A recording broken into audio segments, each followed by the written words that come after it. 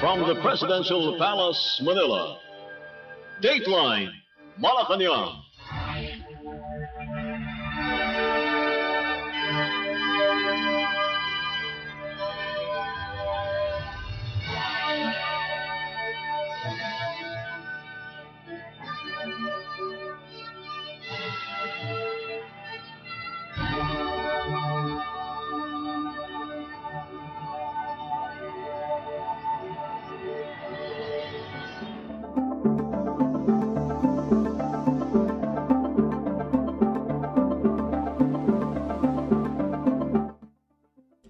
Good day, I am Win Peñano bringing you today's edition of Dateline Malacañang.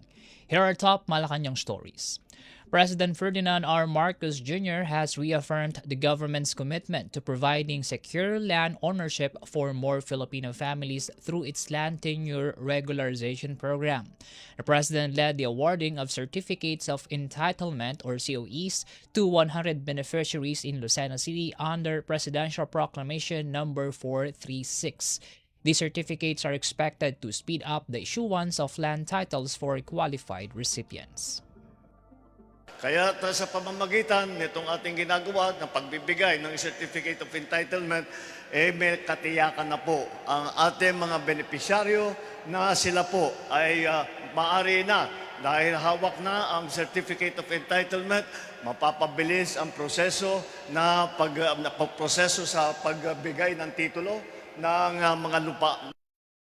The COEs are part of the expanded 4PH program, which allocates 11 hectares of residential land for the city's urban poor and government employees.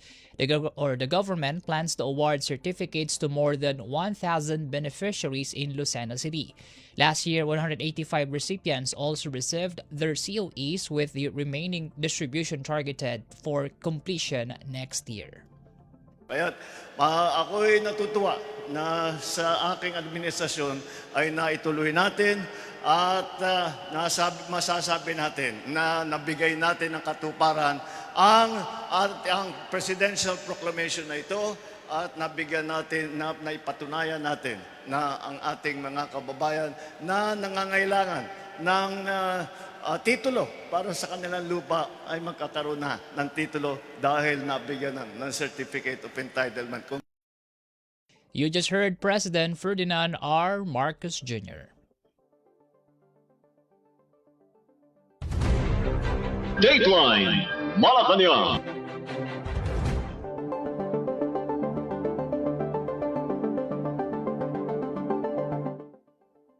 In our news, President Ferdinand R. Marcos Jr. is encouraging young Filipinos to pursue education and use their knowledge to help build the nation. Speaking before Bagong Pilipinas presidential scholars in Lucena City, the president said education is a lifelong asset that can benefit not only individuals and their families, but the country as well. Nasa inyo yan habang buhay, araw-araw sa buong buhay ninyo, magagamit ninyo ang kaalaman na yan para tulungan ang inyong mga sarili, para tulungan ang inyong mga pamilya, para tulungan ang inyong mga komunidad. Yan ang at sa paraan na yan ay matutulungan ninyo ang Pilipinas. At gaganda ang buhay ng Pilipinas kapag marami tayong mga well-trained, magandang training, magandang pag-aaral. During the event, President Marcos met with 165 Bagong Pilipinas presidential scholars following their orientation.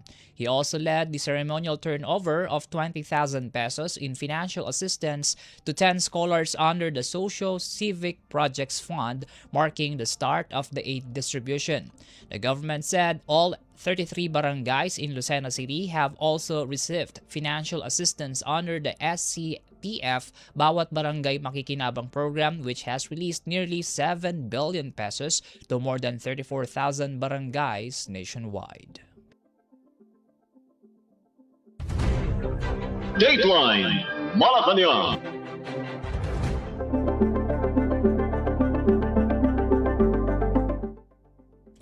President Ferdinand R. Marcos Jr. has assured Filipinos that the government will continue extending assistance to those most in need.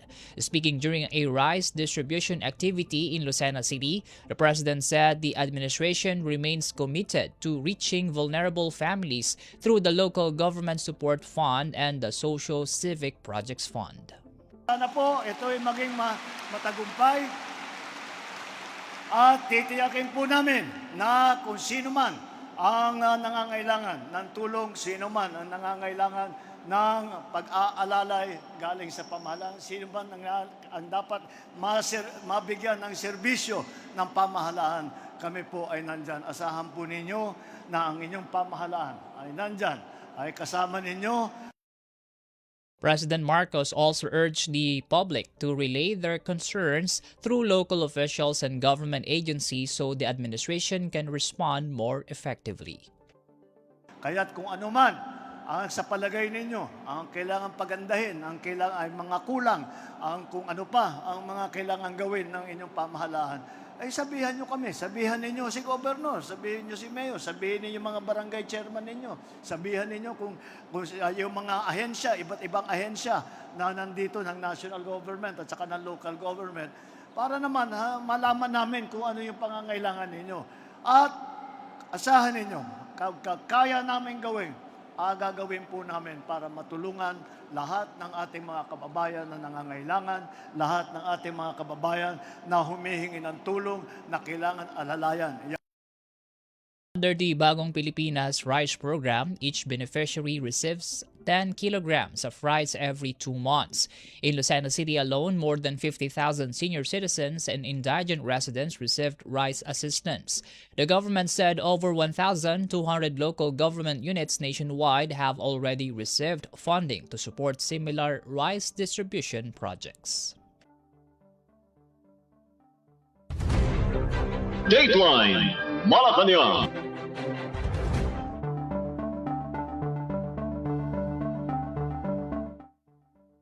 The new passenger terminal building at the Port of Lucena is expected to begin operations next month.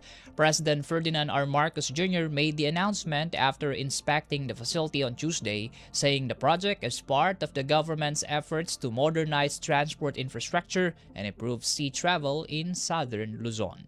Should be ready by next month.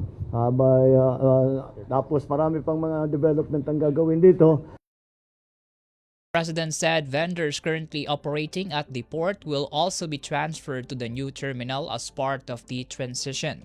He stressed the need to upgrade transport facilities to provide safer and more convenient travel for the public.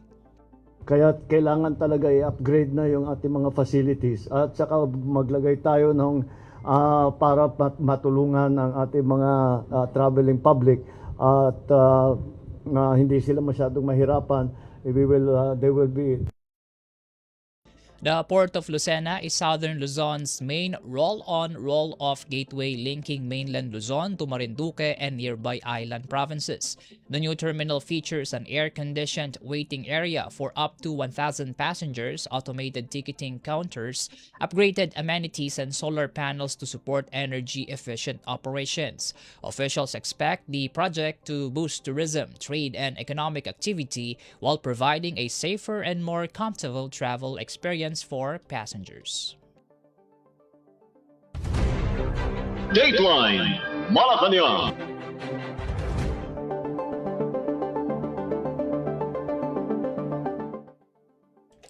President Ferdinand R. Marcos Jr. has appointed former Albay Representative Joey Salceda as Presidential Legislative Officer with the rank of Cabinet Secretary. Malacañang said Salceda will head the Presidential Legislative Liaison Office, which serves as the office of the President's main link to Congress in advancing the administration's priority measures. A veteran economist and former lawmaker, Salceda previously chaired the House Committee Committee on Ways and Means and authored several key tax reform and investment measures. He also served as governor of Albay and was presidential chief of staff in 2007. In accepting the appointment, Salceda thanked President Marcos for the trust and vowed to help fast-track the remaining priority bills of the administration. He also expressed hope of serving as a bridge between the government, Congress, the private sector, academe, and civil society. Dateline Malacañang.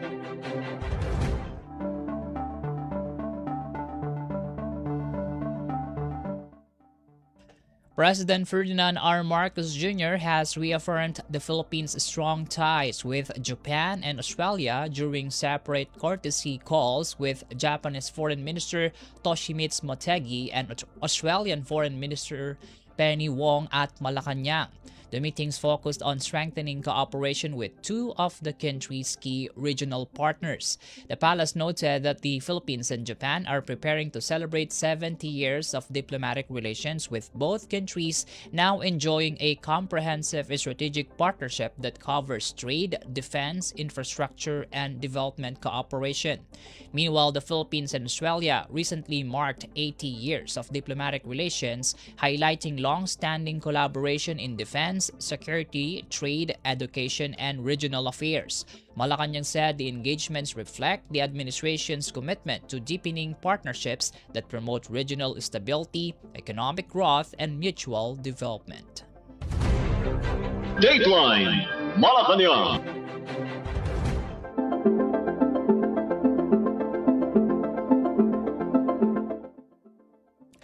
President Ferdinand R. Marcos Jr. has condemned the reported assault by the Chinese Coast Guard against a Philippine Navy serviceman near Ayungin Shoal. Malacañang says the president supports the position of the Department of National Defense, the Armed Forces of the Philippines, and the Department of Foreign Affairs, all of which denounced the incident. Kinukundina po niya. Kinukundina po ng Pangulo ang mga ganitong klaseng pangyayari. Press Officer Claire Castro said the president remains committed to resolving disputes through diplomatic means and does not want tensions to escalate. She also defended the actions of Filipino personnel, saying they were carrying out their lawful duties in accordance with Philippine laws and sovereign rights. Kung ano lang po ang mandato ng ating mga opisyal, ng ating mga Filipino personnel, yun naman po ay naaayon sa ating karapatan at naaayon sa ating batas. Sinusuportahan po natin ang mga ginagawa ng ating mga Filipino officials. According to the Armed Forces of the Philippines, a Chinese Coast Guard rigid hull inflatable boat approached the BRP Sierra Madre on Monday. The military said the Chinese crew acted aggressively, striking a Philippine Navy serviceman with a wooden baton, causing injuries and damaging a Navy rubber boat.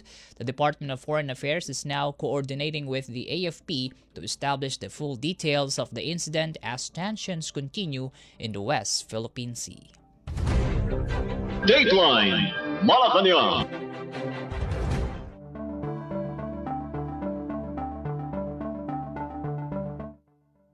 In related news, President Ferdinand R. Marcos Jr. has summoned Chinese Ambassador Jing Quan to Malacañang following the reported assault by the Chinese Coast Guard on Philippine Navy personnel near Ayungin Shoal.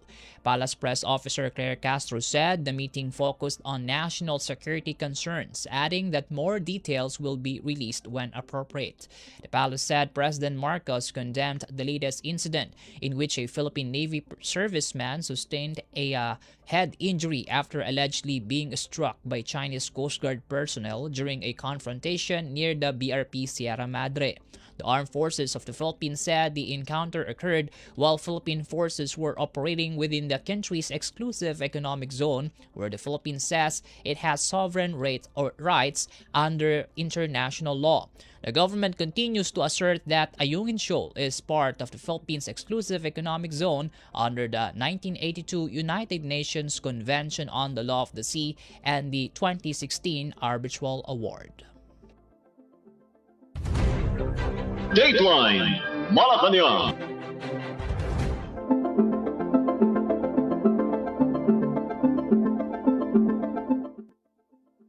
In other news, Malacañang says the implementation of the new minimum wage increase in the National Capital Region will push through as scheduled. In a press briefing in Malacañang, Palace Press Officer Claire Castro said President Marcos has not issued any order suspending the wage hike despite calls from some sectors to delay its implementation. Castro also said the palace has not received any requests from the private sector to suspend the wage increase. Wala pong suspension. Wala pong paghihinto po dito. Tuloy-tuloy po ito. Wala pong naipaabot sa atin kung may nag-request na mga mula sa private sector, pero wala pong utos na ito po ay suspend. The Department of Labor and Employment earlier announced that the wage increase will take effect on July 25. Under the new wage order, minimum wage earners in Metro Manila will receive an 85 peso daily increase in two tranches, 60 pesos starting July 25, followed by an additional 25 pesos in January next year. The adjustment will raise the daily minimum wage for non-agricultural or agricultural workers to 780 pesos. Dateline Malacañang.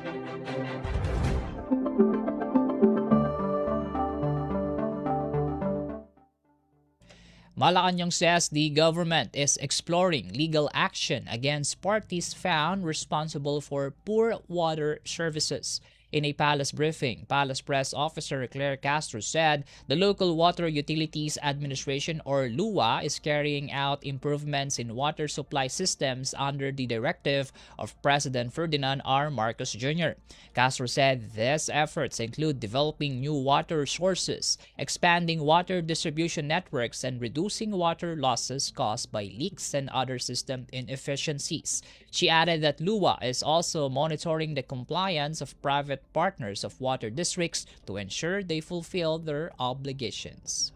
Sa ngayon po, according to LUA, sa utos na rin po ng Pangulo ay nagsasagawa po sila ng mga improvements sa water services.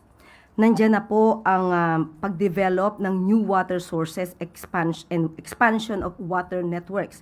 Pati po yung proyekto, the projects that will reduce non-revenue water for qualified water districts. Ito po yung tinitignan, yung may mga leakage, mga tagas ng tubig para hindi masayang ang tubig po.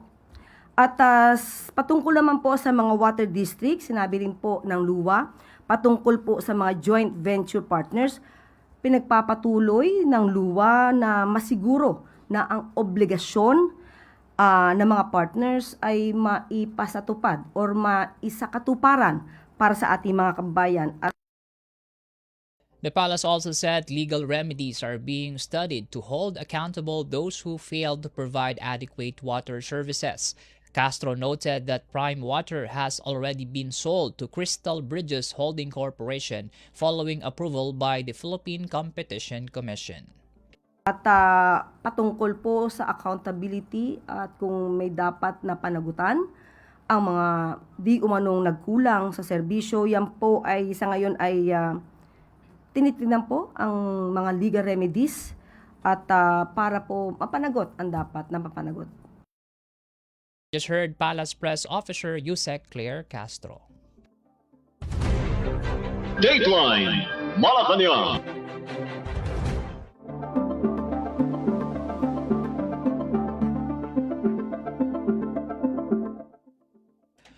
President Ferdinand R. Marcos Jr. wants his fifth State of the Nation address or SONA to be simple and modest despite ongoing global challenges.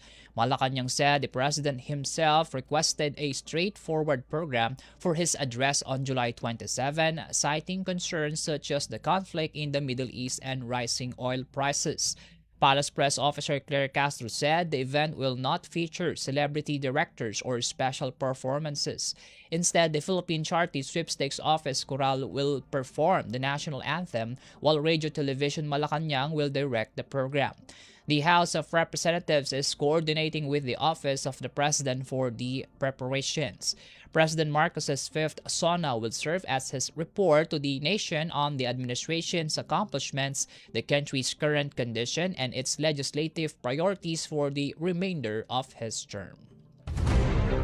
Dateline Malacañang.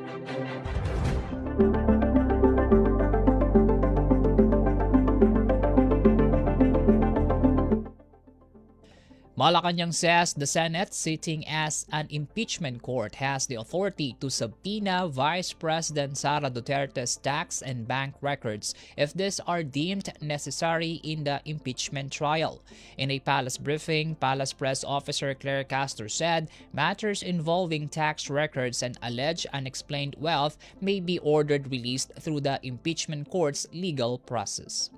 Sa ating pagkakaalam, ang anumang kaso na may patungkol sa mga buwis at patungkol sa mga unexplained wealth na maaaring makita or ma-substantiate ng mga records na ito ay maaaring ipatawag through a court order. Sa ngayon, ang Senado ay kumakatawan at pumapapel bilang impeachment court. At sila ang mayroong karapatan at mandato kung paano nila ipatutupad ang kanilang proseso. Castro said no request has been made to President Ferdinand R. Marcos Jr. to authorize the release of the Vice President's records, adding that such action should come from the impeachment court itself. On Monday, the Senate Impeachment Court granted the House Prosecution Panel's request to subpoena the tax and bank records of Vice President Duterte and her husband Manasseh Carpio, saying the documents are relevant to allegations of unexplained wealth. The subpoenas will cover records from 19 companies and one partnership.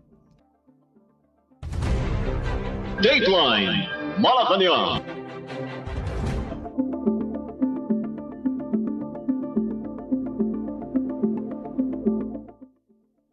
President Ferdinand R. Marcos Jr. has paid tribute to retiring Armed Forces of the Philippines or AFP Chief of Staff General Romeo Bronner Jr., honoring his leadership and years of service to the nation.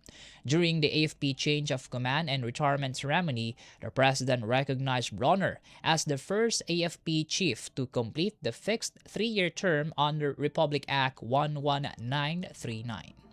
General Bronner, maraming salamat sa iyong tapat at marangal na pagsiservisyo. Hindi naging madali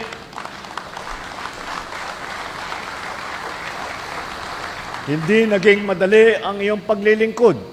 Ngunit sa bawat pagsubok, ipinakita mo ang katatagan, disiplina at pagmamahal sa ating bayan. President Marcos credited General Bronner with strengthening internal security operations, enhancing the country's presence in the West Philippine Sea, expanding defense cooperation with allies, and advancing the modernization of the armed forces. The President also expressed confidence that General Bronner would continue serving the country beyond his military career. As you retire from active military service, we know that your devotion to our nation will continue beyond the ranks that you have so honorably served. For service to country is not confined to a uniform or a position. It is, for us, a lifelong calling. Heard President Ferdinand R. Marcos Jr.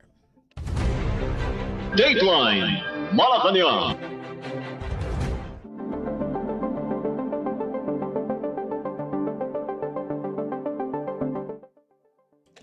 President Ferdinand R. Marcos Jr. says the Philippines will continue to pursue peace but will never compromise its sovereignty or national dignity. The President made the statement during the Armed Forces of the Philippines Change of Command ceremony at Camp Aguinaldo, where Lieutenant General Antonio Navarrete formally assumed office as the country's new AFP Chief of Staff. The Philippines has always been and will always remain a nation that seeks peace. We adhere to international law. We are a respectful nation that conducts itself with dignity, restraint, and professionalism. We seek cooperation but we will never compromise our sovereignty. We extend friendship to all, but we will never abandon our national dignity. That has always been the Filipino way, and that will always be our course. The President's remarks came amid continuing tensions in the West Philippine Sea. President Marcos also assured the newly installed military chief, General Antonio Nafariete, that the administration would continue investing in the armed forces modernization, operational readiness, and the welfare of its personnel. I assure you that this administration will continue to invest in the capabilities, readiness, and welfare of our armed forces. The command entrusted to you is great, but the purpose is even greater: to safeguard our people, defend every inch of our land and waters, and secure the future of our republic. You just heard President Ferdinand R. Marcos Jr. Dateline Malacañang.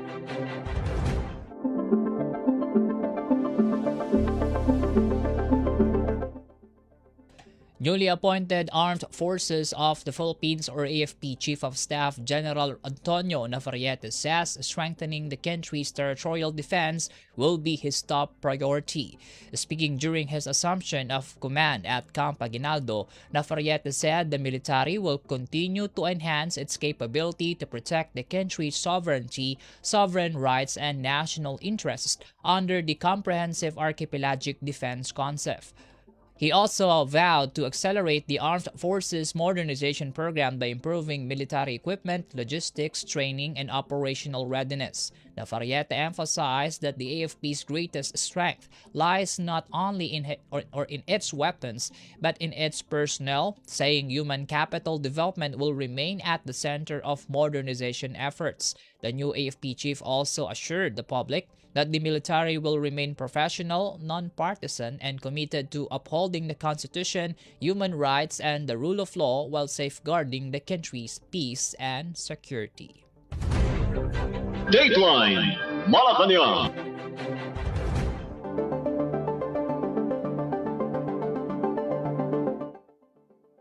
The Armed Forces of the Philippines or AFP has rejected as false and misleading China's claim that Philippine Navy personnel started the latest confrontation near Ayungin Shoal in the West Philippine Sea.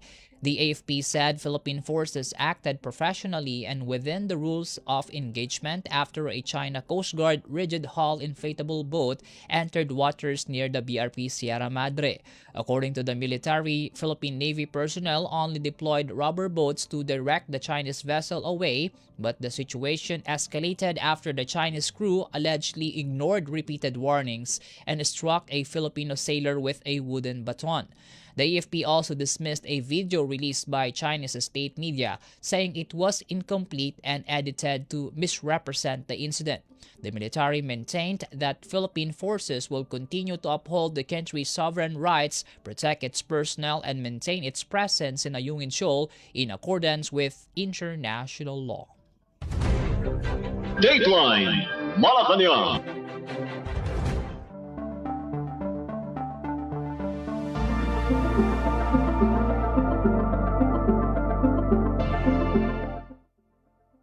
The Philippine Coast Guard or PCG has successfully evacuated 2 injured armed forces of the Philippines or AFP personnel from Ayungin Shoal despite attempts by the China Coast Guard to block the mission.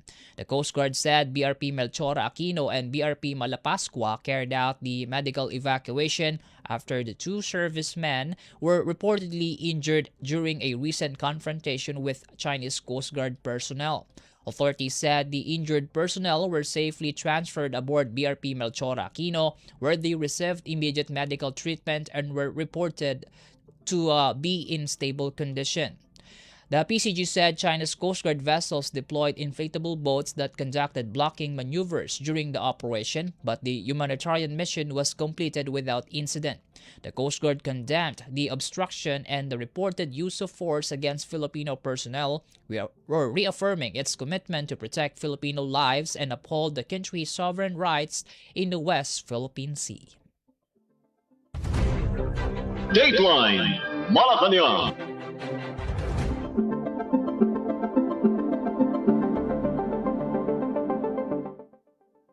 The Philippine Coast Guard or PCG has welcomed new assistance from Australia to strengthen its aerial and maritime drone capabilities.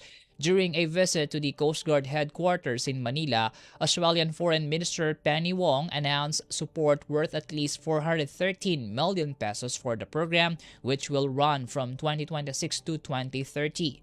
Coast Guard Commandant Admiral Ronnie Hill Gavan received Wong and later discussed ways to expand maritime cooperation between the Philippines and Australia. The new assistance builds on Australia's earlier support for the Philippines' maritime domain awareness initiatives and includes enhanced drone capabilities for maritime operations. The Philippine Coast Guard said the partnership reflects the two countries' shared commitment to a peaceful, secure, and rules-based maritime region while strengthening the country's ability to protect its maritime interests.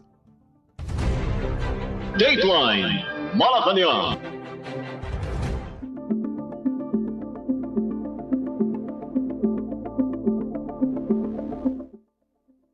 The Bureau of Customs has intercepted 5 container vans carrying misdeclared frozen agricultural products from China worth more than 23 million pesos, including duties and taxes. Customs Commissioner Ariel Nepomuceno led the inspection, which uncovered illegally imported frozen chicken, duck meat, pigeon, and other food items hidden inside shipments declared as processed seafood and tofu products. The Bureau said the shipments were flagged through intelligence and risk assessment, leading to a full physical inspection. Warrants of seizure and detention have been issued for alleged violations of the Customs Modernization and Tariff Act and the Food Safety Act. The Bureau of Customs said the shipments are also being investigated under the Anti-Agricultural Economic Sabotage Act as their value exceeds the threshold for large-scale agricultural smuggling. Customs officials vow to continue working with the Department of Agriculture to protect food safety, strengthen biosecurity, and safeguard the livelihood of local farmers. Dateline Malacañang.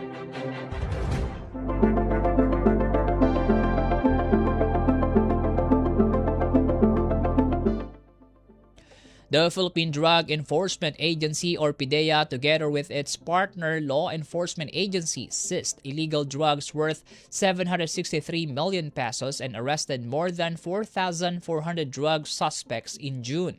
PDEA said authorities conducted 3,460 anti-drug operations nationwide, dismantling 23 illegal drug facilities and confiscating over 86 kilograms of shabu along with cocaine, ecstasy, and marijuana.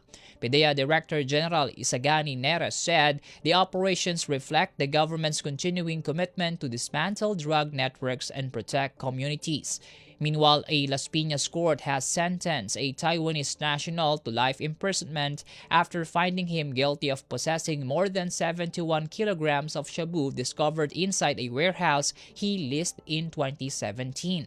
Neres said the conviction highlights the government's determination not only to arrest drug offenders but also to ensure their successful prosecution and accountability under the law.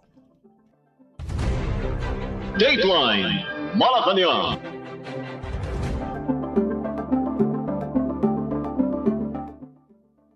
The Philippine National Police or PNP says security preparations are in full swing for President Ferdinand R. Marcos Jr.'s 5th State of the Nation Address or SONA on July 27. PNP Chief General Jose Melencio Nartates Jr. said contingency and operational plans have been completed in coordination with the Armed Forces of the Philippines, local government units, and other law enforcement agencies. Police will secure the Batasang Pambansa, nearby communities, key government sites, and areas where demonstrations are expected while ensuring the safety of both participants and protesters. The PNP has also heightened its cybersecurity operations, with the Anti-Cybercrime Group ordered to intensify monitoring against cyber attacks, misinformation, phishing, and online scams before, during, and after the SONA. Authorities are likewise coordinating with the Iglesia ni Cristo to ensure the security of its anniversary activities, which will coincide with the President's annual address. Dateline Malacañang.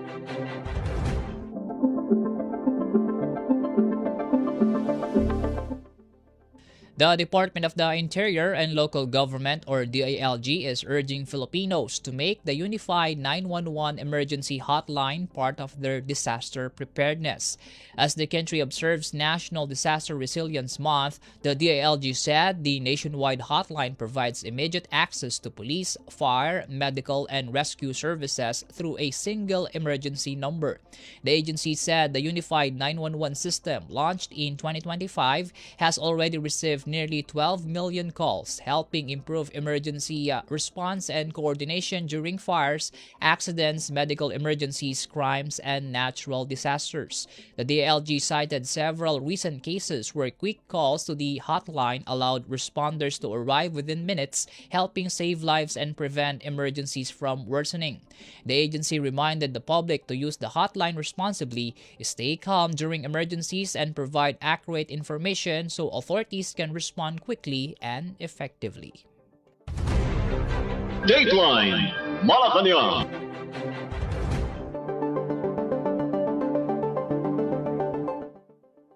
The Bureau of Immigration has barred the entry of an Interpol-flagged foreign national after he was intercepted at the Ninoy Aquino International Airport.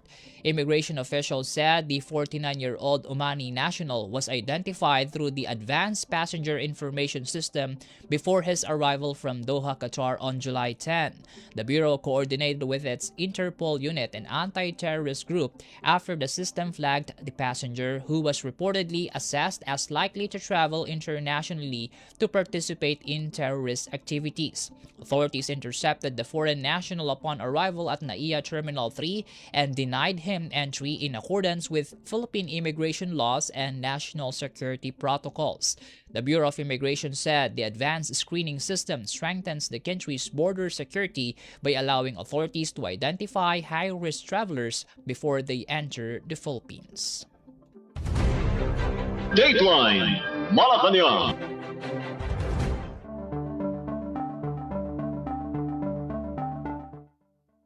The Bureau of Internal Revenue, or BIR, in coordination with the Philippine National Police, has seized 17 master cases of illicit cigarettes during an operation in Governor Generoso, Davao Oriental.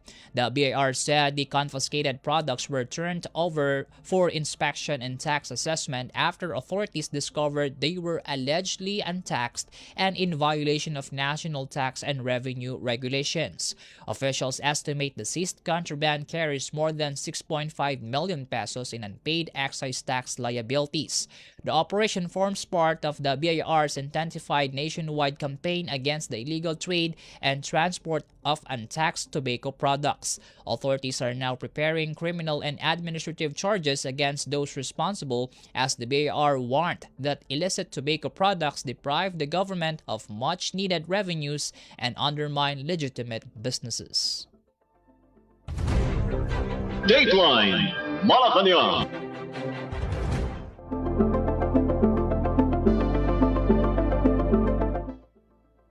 The Department of Migrant Workers, or DMW, has asked the Office of the Ombudsman to reconsider its dismissal of graft and malversation complaints against former Overseas Workers Welfare Administration Administrator Arnel Ignacio. The complaints stem from the 1.4 billion peso purchase of a property by OWA in 2025.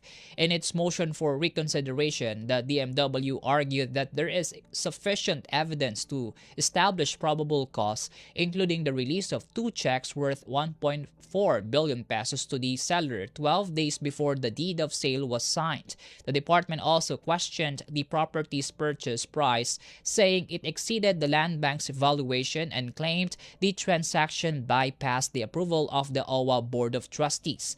The DMW further said that 51 condominium units included in the sale no longer existed because the building had already been demolished, prompting the agency to ask the Ombudsman to review its earlier ruling.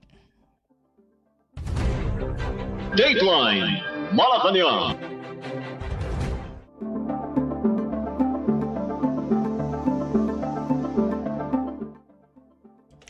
Finally, the Department of Migrant Workers, or DMW, said it has expanded services for overseas Filipino workers through digital programs, stronger welfare assistance, and intensified efforts against illegal recruitment.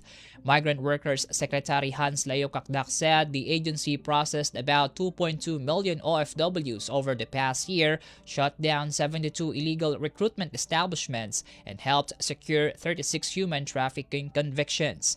The DMW also issued nearly 500,000 digital OFW passes, making it easier for workers to travel without printed employment certificates. Kakdak added that more than 10,500 Filipinos affected by the Middle East conflict have been repatriated, while thousands more received financial assistance.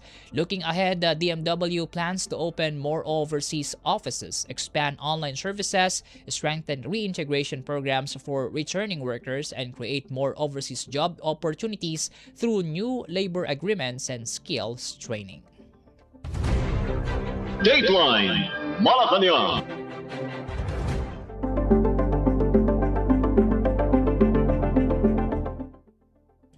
And that concludes today's edition of Dateline Malacañang. For Radyo Pilipinas World Service, I am Win Peñano. Good day.